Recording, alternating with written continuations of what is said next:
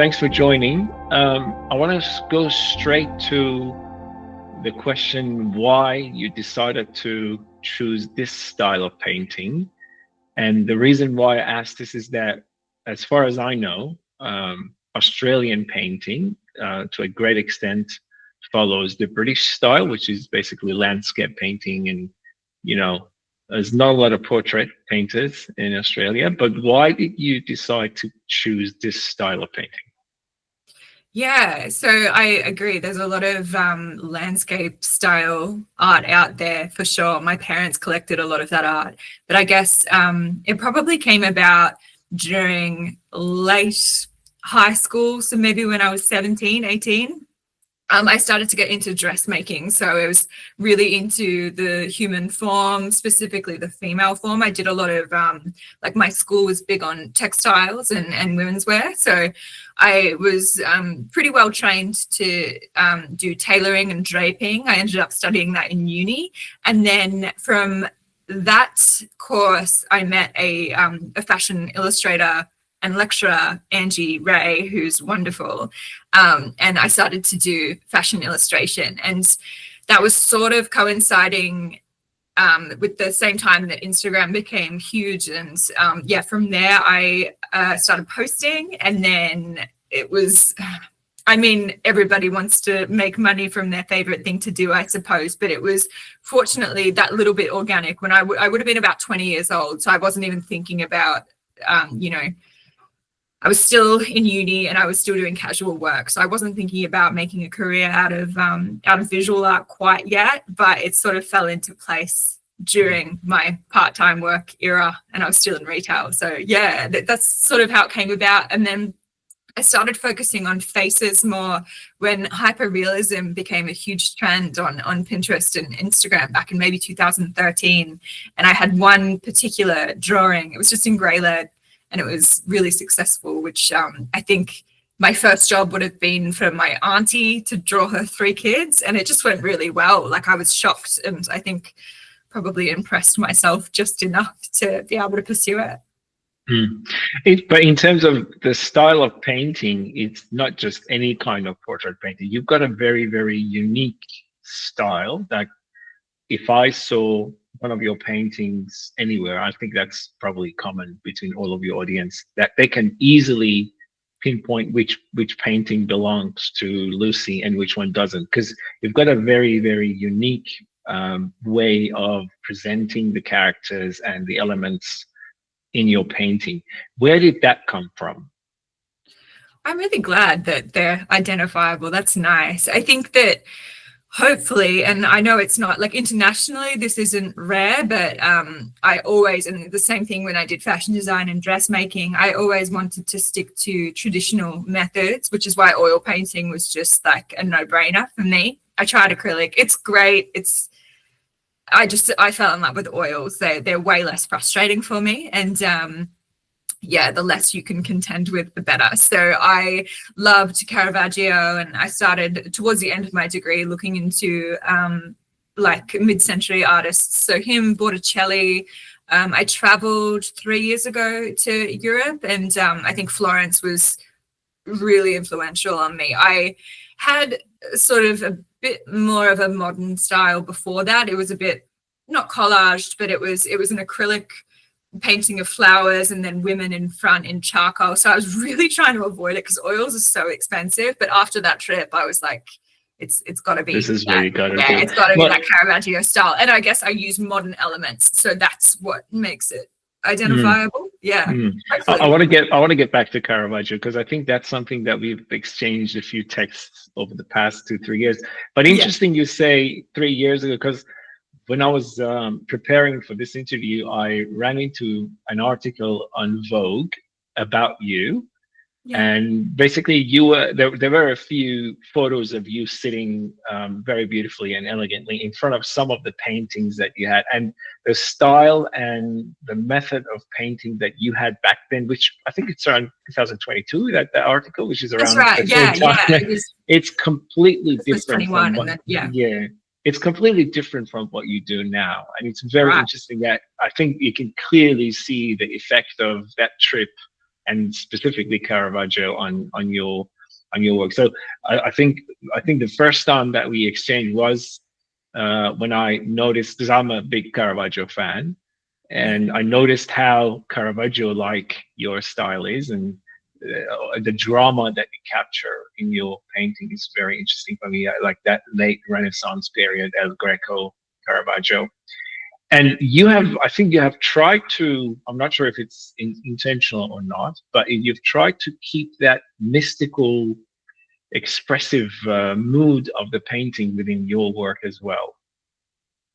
Yeah, no, I would completely agree with that. I think that starting from a black background is helpful in that. Like, I think black is inherently mysterious, and the more that the painting absorbs light, the more pronounced the foreground can be. And I guess at the moment they're not as old or as aged as Caravaggio, so they're perhaps a bit brighter, which makes it mine for now, maybe not in a century's time. But yeah, I think that the using black and using like a dark sort of chiaroscuro palette makes that happen. So yeah, I'm just learning from people who have already done it. Sure. What I liked about your paintings is the drama that you have within the painting, but it's a specific kind of drama. It's not just like, if you look at a Caravaggio painting, there is chaos, there is anger, there's so much stuff. There's so much, yeah, exactly. But yours, especially within the characters and the impression on their faces, can you tell me a little bit about the characters that you paint and why they have that sort of recurring theme, recurring facial expression? And also, can you tell me why you always choose young people? Oh, that's a very good question. I know for a fact that second, the latter question is, I think it began with certainly the things that you saw in Vogue were young women as well, like sort of the same age as a woman would be if she was modeling in her prime, and those were literally the sorts of models that I was using. And you know, whether or not it's a good thing, I think that it's the same as sort of marketing clothing. It seems to be on, you know, a person in their 20s or early 30s, and that's just what sells. I remember at the time I was working full time, so I just needed to sort of settle on subject matter that was going to be popular. I'm hoping to sort of get away from that soon, but the last 30 pieces that I did in 2024, they were sort of all based on similar models, and I worked with similar models, and like a lot of agencies here in Melbourne, I think they are going to be of a certain age group, but that doesn't mean that I'm opposed to different age groups or different styles. And then the facial expressions, I think I try to make it sort of a relaxed and luxurious feel. I hope that some of them appear as though they're resting or contemplating, and I think that was a nice thing about the Renaissance too. It's like it's a little open to interpretation how some facial expressions are in those paintings. Some of them it's definitely disgust, and I haven't quite nailed that yet. It's a lot of eyebrow work and foreheads, which again, using modern women, I think maybe Botox gets in the way of that. But yeah, I would definitely be open to sort of all sorts of models. It's just, I suppose, what I was used to at the time, which definitely came from a marketing standpoint. It's interesting you say the feeling that you see in those characters is peacefulness and calmness, but I would associate melancholy, for example. To a lot of the characters that you see. It's like I try to sort of get into a feeling that gives me that facial impression, and the feeling that I felt that was closest was the feeling of a settling on a sad news that you've heard recently. It's just that you're coming to terms with something really sad, and your facial expression is that, yes, it is sad, but I'm going to have to deal with it. I'm not sure if I'm reading too much into it, or it was intended? No, I really like that. I think that's my favorite kind of response, where it's something that I might not necessarily would have seen at the time. When you're away from the subject and you're not looking at the reference that often, I think you do what you're used to. And some people will often say that the references end up looking like me. So maybe I'm using that mirror a little bit too much. I know that I'm a bit like a King Charles Cavalier, like I can look sad pretty often. So maybe it's a coincidence, but I definitely, because the planning process happens like so many months, probably on average 6 months before the painting is completed. Like, you know, I can definitely stress these things. 6 months. Yeah. So for the ones last year, I'm hoping to move a little faster this year, but we shall see. Do you, like, during that planning period, how much do you engage with these characters and these concepts before they actually form on canvas? So I'm lucky at the moment in that my partner is a working photographer, and he's really active in what he does, and he comes across and can recommend various models quite often. And I would love to paint live, but at the moment it's definitely from references, and then I'll edit those. I try to get the lighting as good as possible in the moment. But yeah, definitely some tweaking happens with the reference. And then again, when like throughout the painting process, I've added, like, I definitely need to document more and kind of do a before and after of what the reference was and what it ends up being in real life, because it does change a lot then too. Or there could almost be 3. So in studio, sort of live, as it were, which I don't paint live, but I paint from reference, what the reference ended up being kind of on grid, because I use grid method, and then what the final product is, because they're all pretty different. But yeah, I definitely am pretty anchored to that reference at first. I like to keep it proportionally. You have to really rely on what faces actually do. It's very easy to get wrong. You mentioned lighting. I actually wanted to talk to you about lighting. So at the moment, the way you paint your paintings is like the concept chiaroscuro, which is very, very obvious and contrast between bright and dark colors. When you say you want to work on your lighting, is it something like you want to go towards the other technique from the Renaissance area, which is the sfumato, layers of paint, or do you intentionally want to make that chiaroscuro a bit more expressive? Probably more the chiaroscuro. So I haven't varnished any of my pieces yet, and that'll be noticeable with the work that's currently in Compendium, which is just down the road from me in Armidale in Melbourne.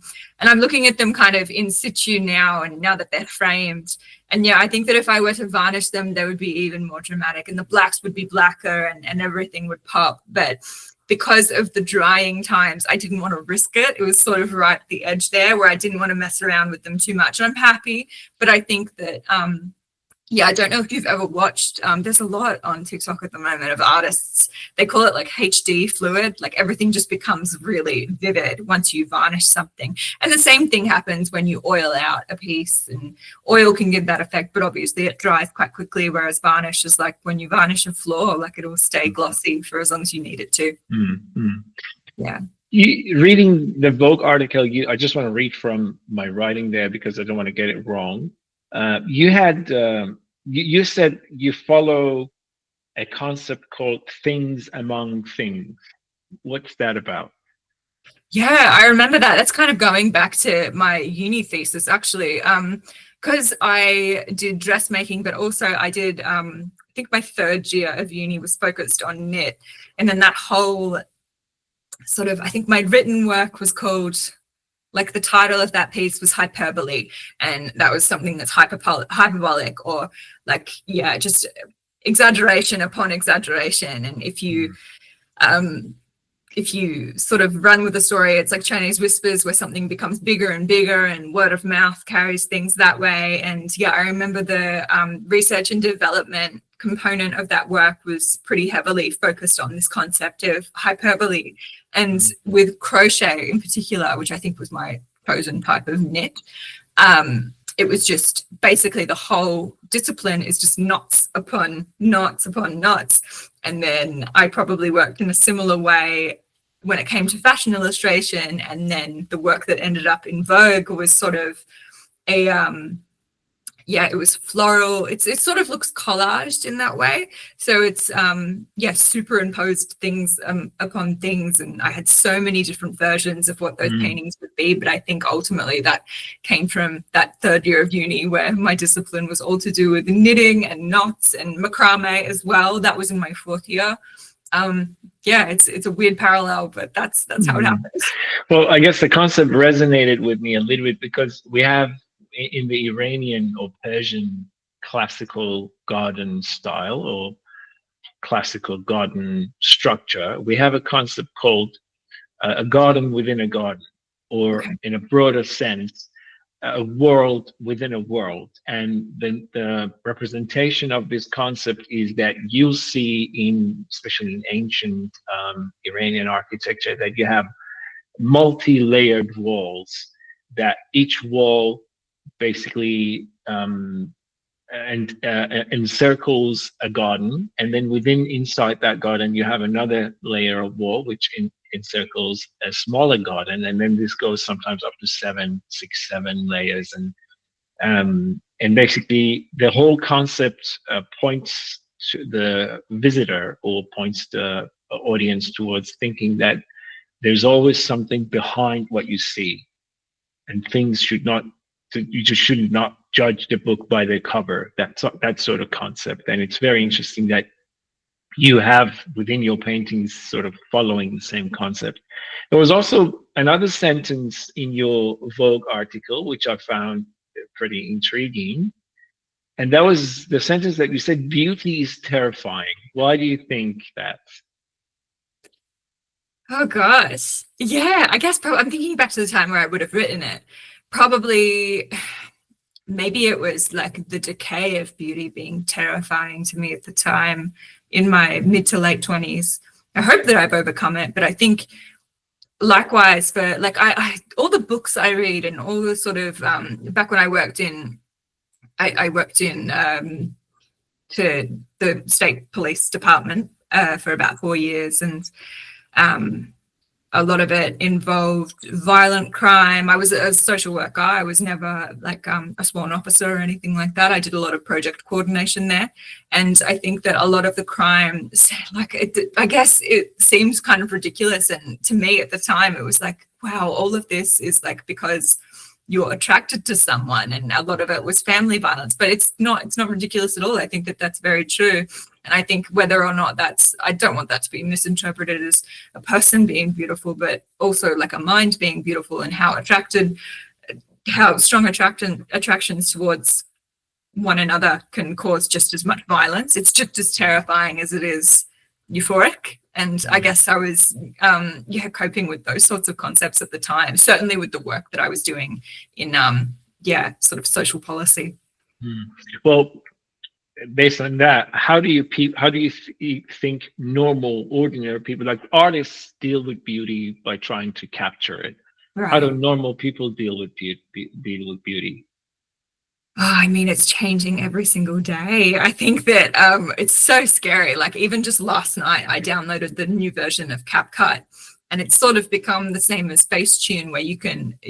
There's a whole section for just beautifying the content that you make, whether that's of yourself, or for me, it would be of my paintings. And even if I wanted to do, I mean, a lot of my content at the moment, and certainly like a lot of people will go through your content and sort of judge the visual appearance of the creator rather than the creations. And that again is scary to me.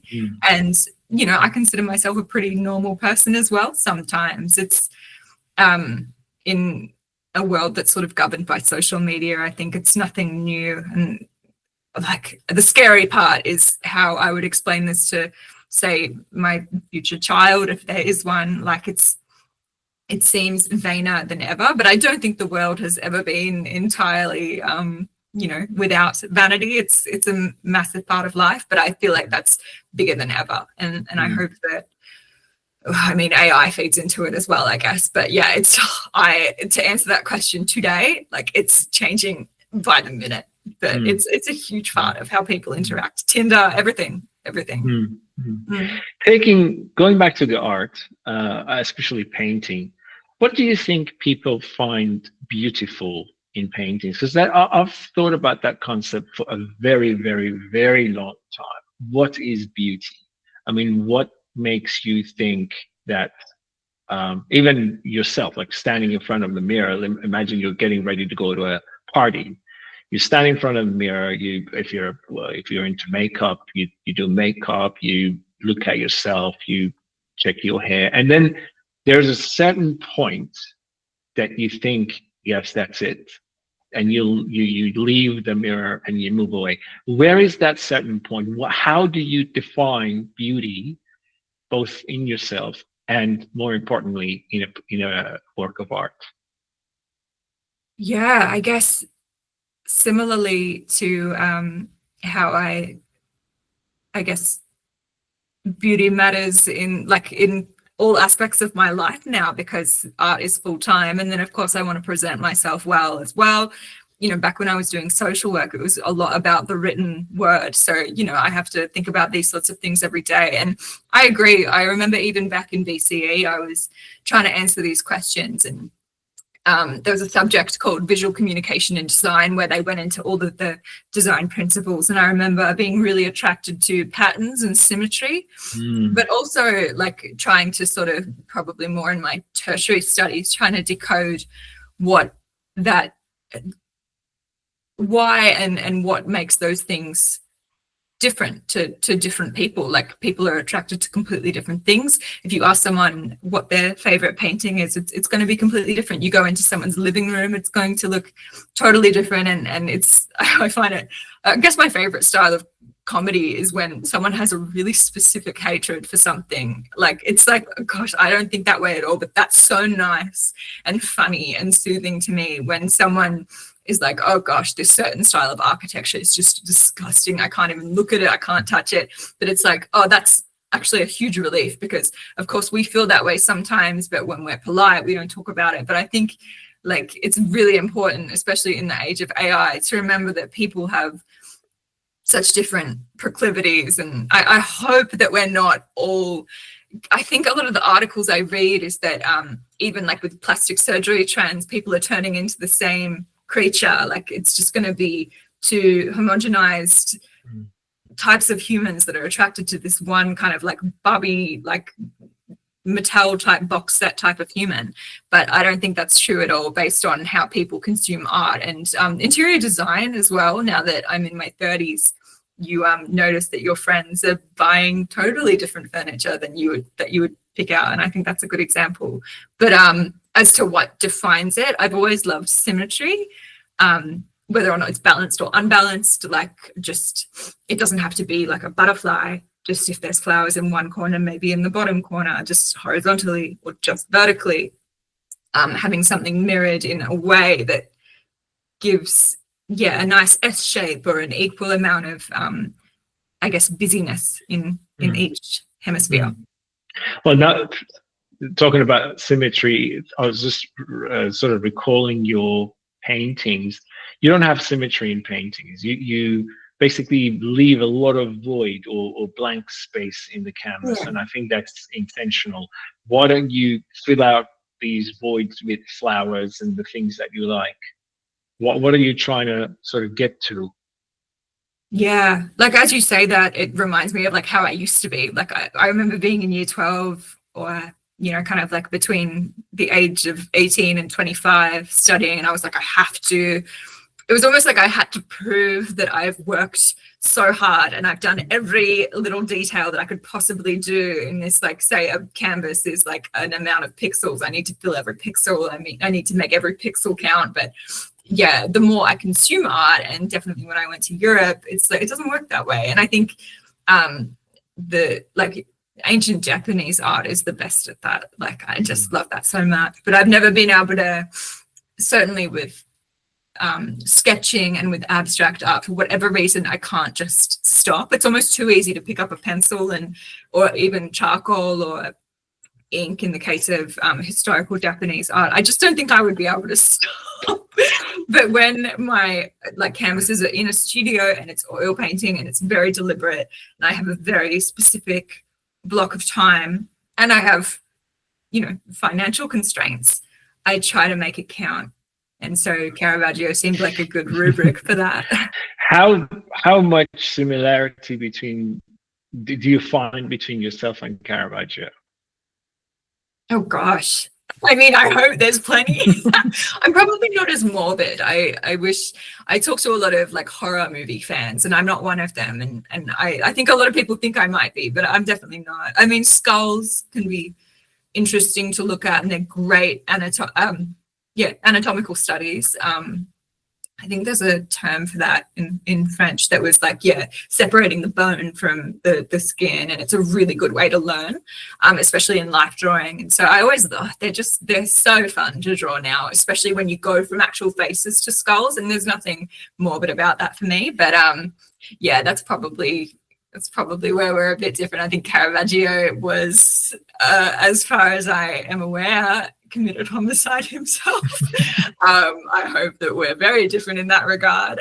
But I think he had a morbid curiosity. I have that as well, but probably not to the extent where I would do first-hand research. Well, I guess one of the ways that you are similar to Caravaggio is the models that you use, because probably he was one of the first people, as you know, to bring ordinary people into the canvas and present them as saints and Jesus and Mary and that sort. So I guess in that sense, you are somehow similar to Caravaggio. But in terms, I remember a text that we exchanged. I was back then in Europe, and I was taking a picture of a Caravaggio, and I think I sent it to you.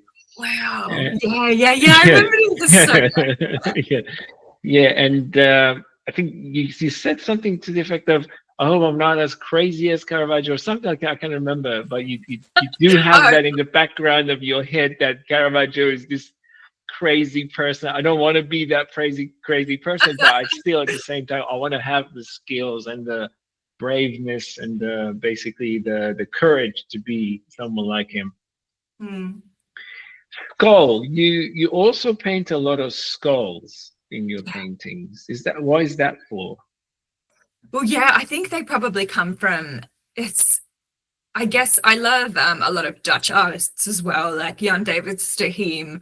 All of the Dutch floral masters are just incredible. And again, I should have really had a glossary in front of me of these terms, and it must be a Dutch term, where it's basically, it's a type of still life where it's just a bunch of objects. And there was a really consistent theme across these Dutch painters where it'd be like a scroll, a feather, some fruit, and often a skull. And that, I guess, came up in all of my brainstorming for these sorts of things. I was collecting objects, and back a long time ago when I was working from my first apartment, you can't afford photographers and models, and so drawing from life is great. And there's some good. And you had a skull?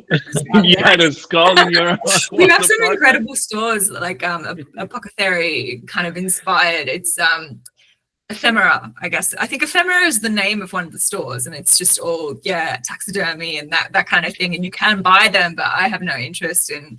I heard when I went to the catacombs that people would steal the skulls, and I'm like, what kind of person would want that on their conscience and in their house?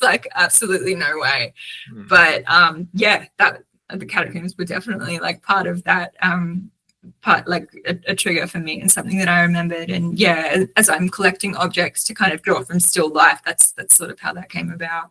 I mean, the interesting part of having a skull in a painting that you can see very beautiful flowers is that the skull plays a complete contrast to the flowers, because you see flowers as the symbol of life and growth and fertility and youth, and then you have skull sitting there, which is completely going the other way, and that sort of creates to the drama and the mystic environment that you create in your paintings.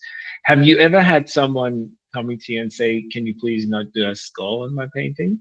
Yeah, probably my mum. I think she wants to choose one without a skull, but then she chose the one that's in compendium right now, and I don't think she looked close enough because there's a plate of cocaine as part of it, which I think was not that that's one of my special interests whatsoever, but I think it was, again, just I'm obsessed with juxtaposition and that these ladies look so proper, and I live in Melbourne. I guess it's just one of those subject matters that is very modern and is very much like a talking piece at the moment. And because those ladies were so old-fashioned and put together, and there's such decorum, but there's a plate of narcotics. But she didn't see it, and she just saw the ladies. But I'll probably give her a print regardless.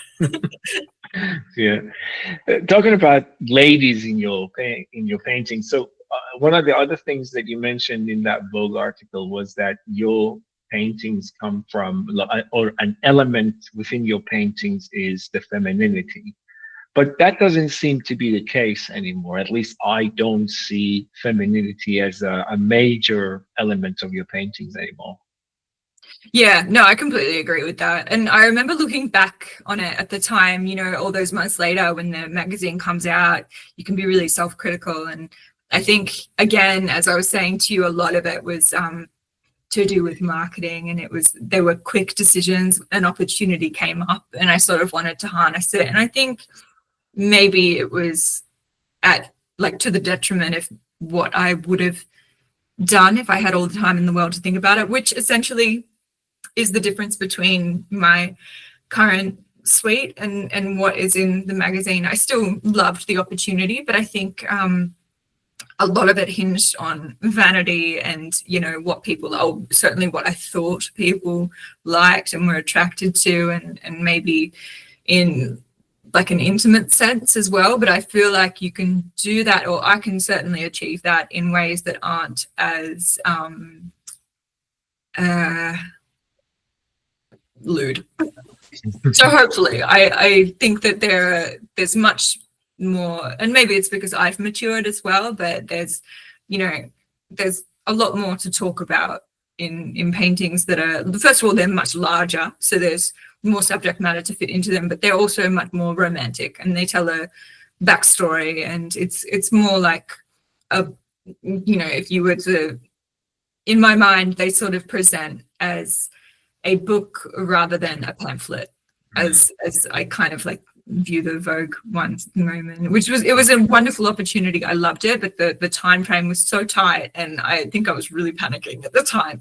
I'm happy with them, and I was able to sell some, but I don't think that was as true to my artistic identity as perhaps my more recent work, for sure. Mm-hmm. Yeah. So does each painting that you do have a backstory now? I hope so. I like all of the titles are reminders to myself, because luckily my collection's gotten to a point where you do start to forget. And as I said, the time between the conception of the idea and the delivery of the final varnished project, you can forget, and you get new ideas. That's what happens to artists all the time. It's like you endeavor to finish a painting, but I think creative people we feed off our own creative energy, and it's that it's still true. They used to say this in school, and I'm figuring it out and realizing that there's no way out. It's that they say 1% inspiration, then 99% perspiration. Like all that perspiration you forget when you're just going and going, especially when it's realistic. It can take a long time, but I think I found a good balance where they are meaningful enough for me to know that there's good payoff, and I can sort of confidently talk about them in a way where the story is either meaningful to me or based on an anecdote or something that'll look like that one, the cocaine on the plate. People are just like, that's hilarious. It's so Melbourne, unfortunately, but yeah, they just find it funny. I like comedy and art for sure. Do you feel it hard to explain the backstory to the people that see the art? Do you want to keep that to yourself, or are you sort of generously sharing that story with anyone who asks? Yeah, I think yes. I wouldn't. Yeah, I've never really wanted to paint about anything that's super private. I would rather it just be private. Like I my private life is pretty like, under wraps and behind walls. But the paintings themselves, they're usually about like either fun or romantic or interesting things, or just, sometimes they're about science or just my interest in flora and fauna. There's a lot of animals and flowers. I think the one thing that I don't want to like kid myself or anyone else about is that sometimes it just looks pretty. Like sometimes it's just what people want on their walls and it's nice and everybody loves flowers and it's that's okay. Like it doesn't, some of them, like I did a series of 5 portraits that are quite small and they're pretty women in pretty dresses and they've got flowers in their hair and that's really nice. Some of them are a bit more pensive, but again, I'm more than happy for the user to extrapolate meaning themselves. Do you work on multiple pieces at the same time, or do you have to finish one before you go? No, absolutely. I work on multiple at a time. I'm about to start a new suite of about 8. I'll probably do 4 at a time. So the thing with oil painting is some people love this, but it takes forever to dry. I can use that to my advantage to a certain point. I do want things to be dry. So maybe I'll wait about 48 hours before starting. Like, it's exhausting and sometimes you don't want to look at the same thing for too long. So yeah, 48 hours is a really good time to leave something for me. It's just kind of my Pomodoro method. Everyone's a bit different. That's just how I break up the process. And so in that 48 hours, you want other things to refer to. Sure. Well, one of the things that you do, and that's because you're very good at social media in general, looks like it, because I don't have TikTok, I don't have any other social media. I can hardly handle Instagram as it is, but you post these time lapses, which makes you think that it's a very easy process that she's going through, but that's not the case. You spend how much time do you on average spend on any piece?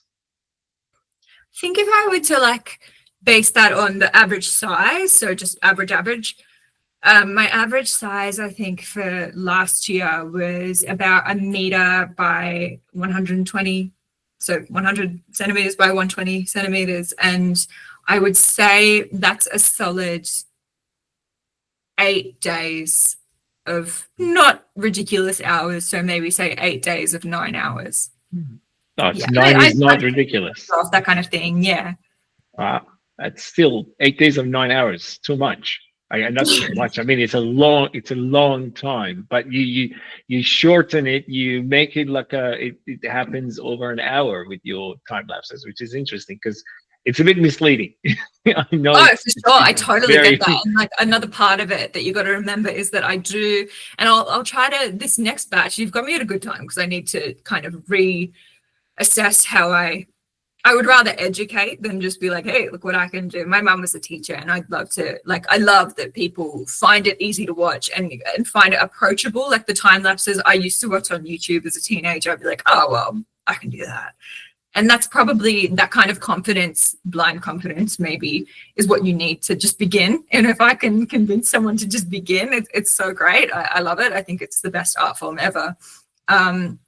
But yeah, I remember that the bottom layer is, it's all acrylic, so it's quite quick. And from a distance, it looks good. So the time lapses are really friendly. But then when I go in with the oil, it's a little less payoff, like from a distance. It's not as exciting to watch. But when you see it in a gallery, that's the stuff that really gets people excited. So it's not, and I think, again, that's exactly what I'm thinking about right now, is kind of doing more close-up and in-depth tutorials rather than the full time lapse. But the time lapses are effective. And I think it's nice to consider someone maybe at the age of 16 being like, yeah, no, I'll give that a go. Because it's not hard. And acrylics are so easy to work with. They're just not as exciting to me now. Yeah. One thing that all of us basically never post on social media is about the times that we fail. I want to ask you how many times or how much of your work is failing, and how do you deal with that failure? Yeah, there are definitely failures. I can tell you from like how depressing it is to like throw out a canvas. I hate doing that. And I think that like canvases are expensive for one, so it's very difficult to accept defeat and especially the size that you use. Yeah.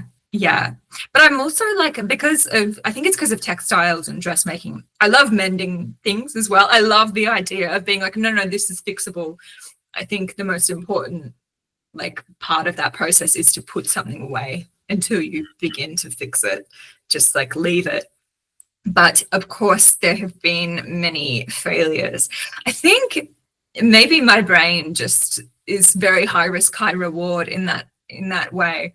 I look through my sketchbooks and I'm like, ugh, like I struggle to look through them. I think because the paper is so cheap or something, maybe I don't give it the respect it deserves. I really wouldn't be comfortable like posting them. It's not that I'm ashamed, but I wouldn't consider them successful. I used to be really good at working in a visual diary when it came to textiles because you can put little swatches. It's very scrapbooky, very fun and crafty. But in terms of just me, like it's always like what people say to artists, like if I just put a blank sheet in front of you, like your brain would just, like you just must be so good at that. It's like, no, I'm not good at that at all. Like I need a plan, I need a work order.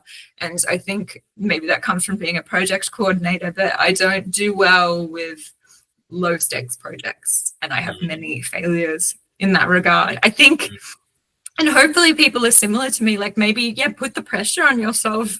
I'm not saying buy expensive materials, but maybe give yourself a long time frame, and that's where you'll find success. Because for me, I look at Caravaggio's work and my idols, and I'm like, oh my God, that is like so many hours. And it's like, well, if you break it down, like you're putting together a 2,000 piece or 10,000 piece puzzle, maybe it's not so bad. You just need to segment it into manageable bits. And that's kind of where it all began for me. So my failures are teaching me that I don't do well with low stakes projects, which isn't good. I need to get better at that. Perhaps I can't just sketch something and be happy, but I love a good plan.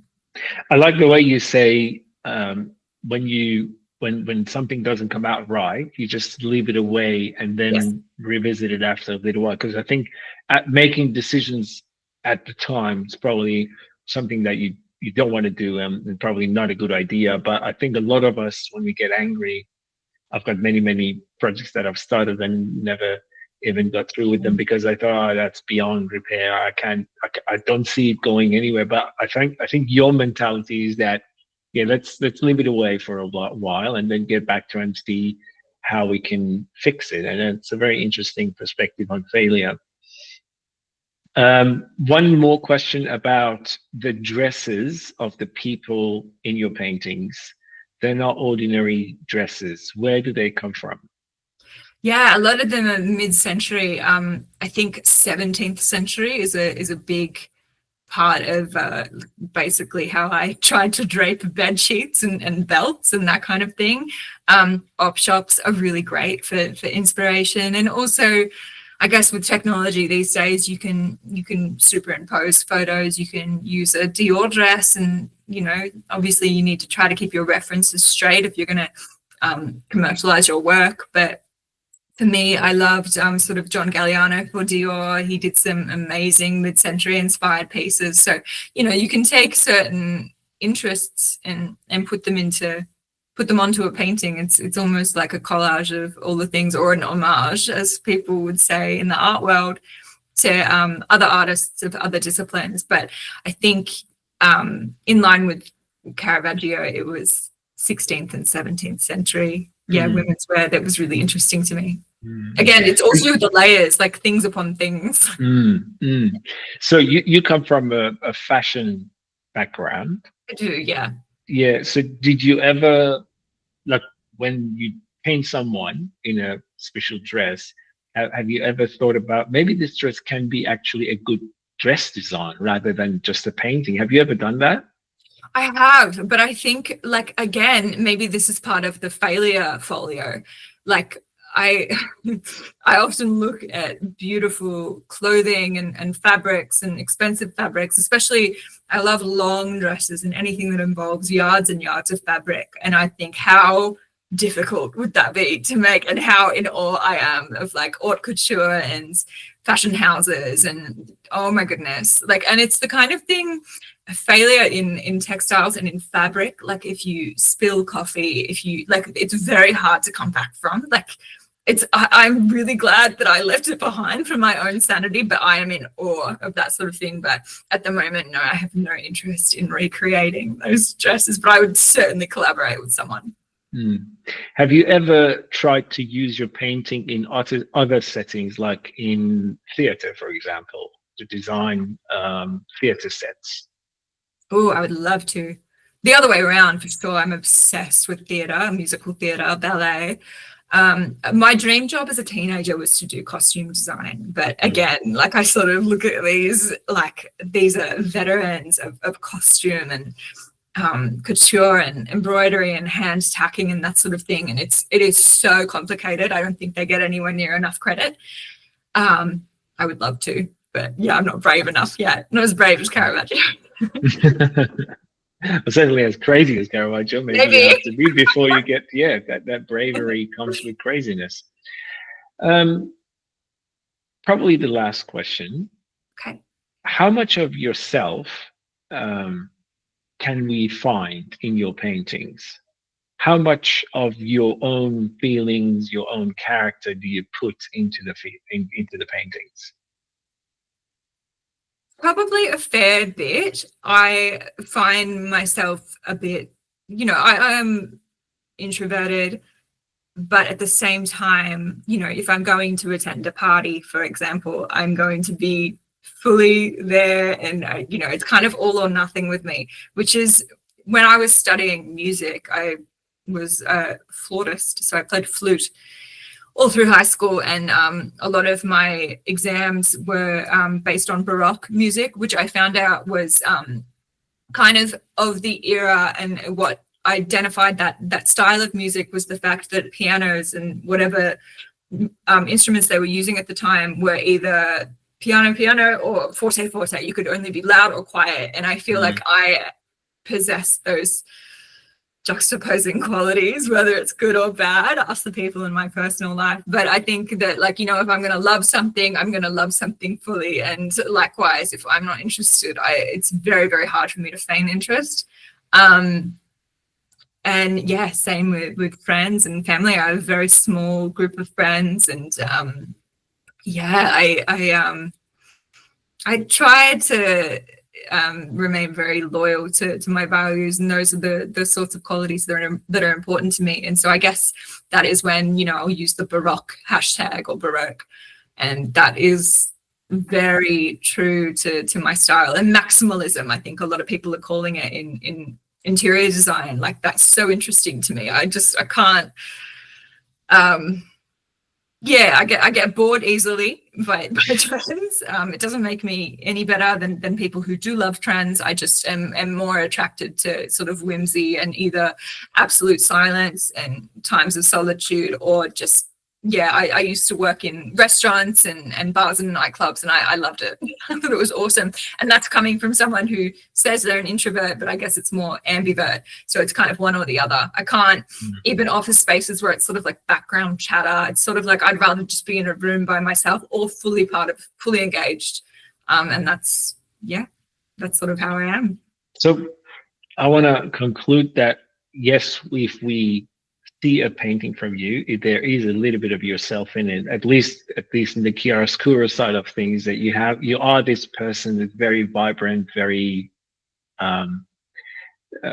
unassociated with the word normal, with the word ordinary. You try to be a person that sort of the colors within the painting comes from within you, with all these variety of things. You mentioned, I think, like 6 or 7 different career paths that you were about to start, and somehow you ended up painting because you studied music, fashion, working with the police. It's like a variety of things that you've tried, and that's obvious from your paintings as well.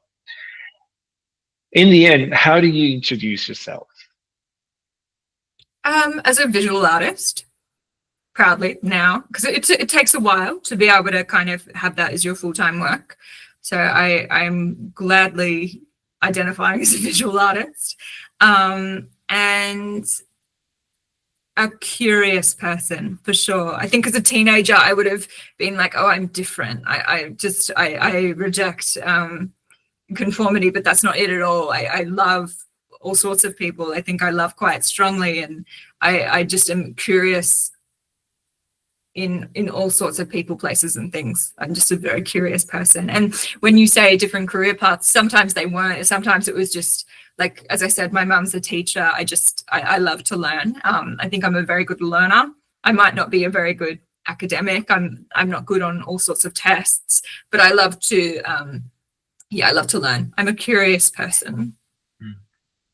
Beautiful. Look, thank you very much. It was great. I really enjoyed talking to you, and I was looking forward to this for a very long time. Even before the idea of interviews comes to my mind, I always wanted to talk to you, especially about your paintings and why and how you paint them. And it was an amazing chat, and looking forward to do it again with you.